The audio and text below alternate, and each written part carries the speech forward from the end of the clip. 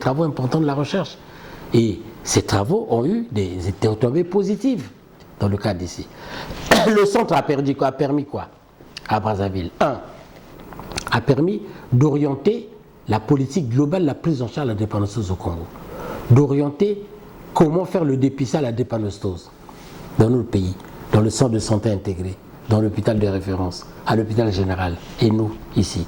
A permis d'écrire des algorithmes de prise en charge pour se dire, bon, si l'enfant a tel problème, comment on fait? Il va être suivi comment?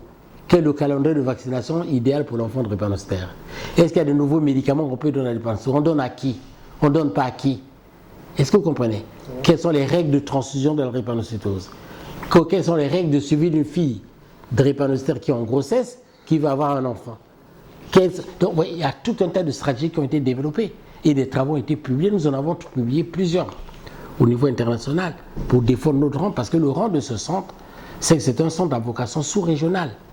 Et c'est cette mobilisation, grâce aux premiers états généraux, que nous célébrons le 20e anniversaire aujourd'hui, qui ont permis des changements. Et je peux vous dire que je suis témoin de ces changements. Parce que j'étais à la faculté, à l'Institut supérieur des sciences de santé de Brazzaville, comme étudiant en médecine, comme interne, avant autour des années 1980. Donc j'ai vécu la drépanocytose dans ma chair. J'ai vécu comment les enfants décédaient de drépanocytose, qui faisaient des méningites purulentes, des pneumopathies aiguës qui tuaient, des occlusions au niveau de l'intestin, des nécroses intestinales, des infections osseuses sévères, des AVC. Ça, on le sentait. C'est ce qui faisait qu'un enfant congolais sur 100, sur 5 autant pour moi, dépassait l'âge de 5 ans. À l'époque, c'était pénible et difficile. J'ai vécu cela comme interne parce que j'ai travaillé à l'hôpital. Parce que ce que je veux vous dire, ce n'est pas la théorie. J'ai vécu cela, la transformation, parce que je suis l'un des acteurs qui a accompagné la première dame du Congo dans cette lutte au plan technique sur le plan de la drépanocytose. Et j'ai vécu cela parce que le gouvernement m'a permis de diriger les structures sanitaires quand j'étais directeur général du centre de transfusion, puisque je produisais des produits sanguins pour destiner aux drépanocyteurs. Après, j'étais directeur général de la santé, donc je connais comment ça passait dans les formations sanitaires. Et puis maintenant, atterri ici comme responsable de centre de la drépanocytose, parce que les autorités ont pensé que le centre a une vocation sous-régionale avec des défis importants. Peut-être il fallait confier ça à une personne qui a une certaine expérience.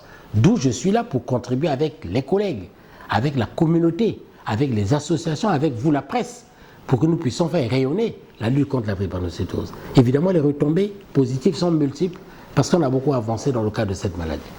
Donc, comme je vous ai dit dans le mot introductif, ce que j'ai vécu de ma chair, c'est qu'un enfant drépanocytaire sur 5 à peine dépassait l'âge de 5 ans, à l'époque. Maintenant, c'est l'inverse, c'est 4 sur 5 au moins qui dépassent l'âge de 5 ans.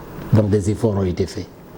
Par tout ça, parce que 1, par nous qui soignons, 2, par vous qui communiquez, qui sensibilisez, et par les familles qui prennent en charge du message que vous donnez dans le cadre de la sensibilisation pour que les enfants soient mieux pris en charge.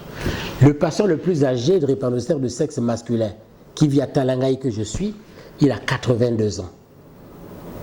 La dame, la patiente la plus âgée de drépanocytaire total que je suis a 81 ans et 6 mois aujourd'hui. Et que j'ai beaucoup de patients qui sont âgés de plus de 40 ans, 50 ans, des retraités qui sont drépanocytaires total. Est-ce que vous comprenez? Donc, de plus en plus, là où nous sommes là, on a beaucoup d'étudiants. On a des cadres, des journalistes, des avocats, des notaires, des ingénieurs qui sont drépanocytaires total.